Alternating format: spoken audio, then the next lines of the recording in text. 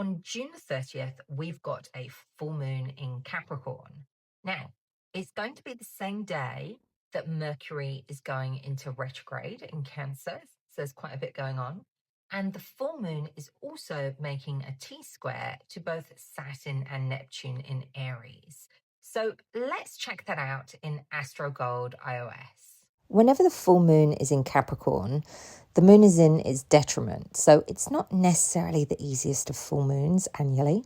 It tends to shift the focus towards responsibility, structure, and the emotional cost of maintaining control. That's the opposition with the Cancer Sun.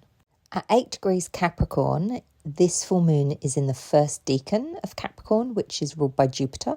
Whilst Jupiter wants to expand, Capricorn is a moderating energy. A good idea here is to try and find a sense of balance between those 2 points. It's good to consider how you can work more effectively with competing demands on your time. The full moon is also making T-squares to Saturn in Aries, which is Capricorn's ruling planet.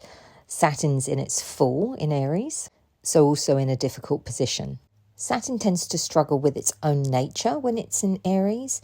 Normally, it would be very methodical and restrained and disciplined and patient and think about the long-term architecture.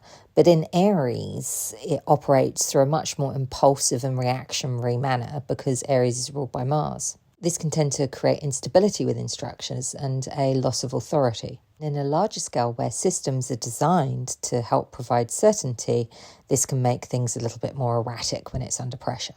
Neptune in Aries can be incredibly creative, but also a little bit destabilizing if it's not grounded, and if anything can end up causing more confusion and uncertainty. While Saturn and Neptune are no longer conjunct, this full moon brings them both back into play again. Mercury retrograding in Cancer turns our focus inwards. Our mind goes towards memories, emotional inheritance, family systems, and narratives through which we define safety and belonging, as well as habitual patterns and emotional habits. Taken all together, we could say this full moon is emotional reality that collides with structural instability. That can help force recognition about certain systems, identities, and ambitions, though. What carefully needs to be maintained balance-wise, maybe what has also reached its limit of sustainability.